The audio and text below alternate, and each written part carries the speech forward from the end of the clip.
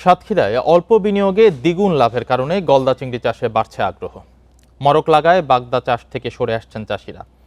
অল্প দিনেই উৎপাদন ভালো হওয়ায় উৎসাহ দিচ্ছেন কৃষি কর্মকর্তারাও। গলদা চিংড়ির রেণুর চাহিদাও দিন দিন বাড়ছে। জেলায় প্রতি বছর ৫৫,০০০ ঘিরে বাগদা চিংড়ির চাষ হয়। উৎপাদন লক্ষ্যমাত্রা ৩০,০০০ মেট্রিক টন। তবে মরকের কারণে সাতক্ষীরায় ক্রমাগত কমছে বাগদা চাষ। আগ্রহ বাড়ছে গলদা চিংড়ি চাষে। আকারে বড় হওয়ায় জেলার সদর, দেভাটা ও আশাশুনি উপজেলায় কয়েক বছর ধরে পুরুষ প্রজাতির গলদা চিংড়ি চাষে ঝুঁকছেন চাষিরা। অল্প বিনিয়োগে লাভও দ্বিগুণ। পুরুষ মাছ আপনার চাষ করেছি, 5 মাসে আমাদের মাছটা 100-র উপরে হয়ে গেছে আর কি, বা অন্য জাতের মাছের তুলনায় আমাদের মাছটা খুবই সুন্দর হয়েছে। মাছটা আমাদের এখানে প্রথমে নিয়ে এসে নার্সিংয়ে রাখি 10 থেকে 15 দিন, তারপরে অবমুক্ত করা হয়।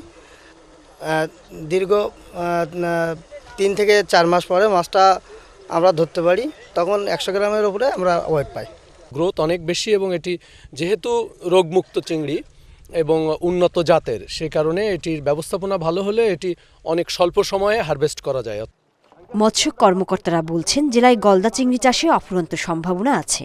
চাহিদা রয়েছে 4 কোটি রেণুর। চাহিদাটা পূরণ করার জন্য গলদা চিংড়ির হ্যাচারিগুলোকে অ্যাক্টিভেট করতে হবে এবং আমাদের মাটির পুকুরে গলদা চিংড়ির পুনঃউৎপাদনের যে কার্যক্রম সেটাকে এগিয়ে নিয়ে যেতে হবে।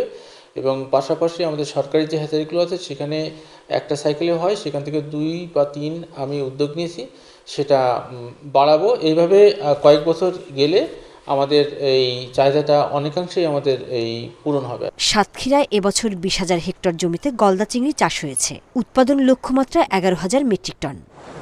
Independent news.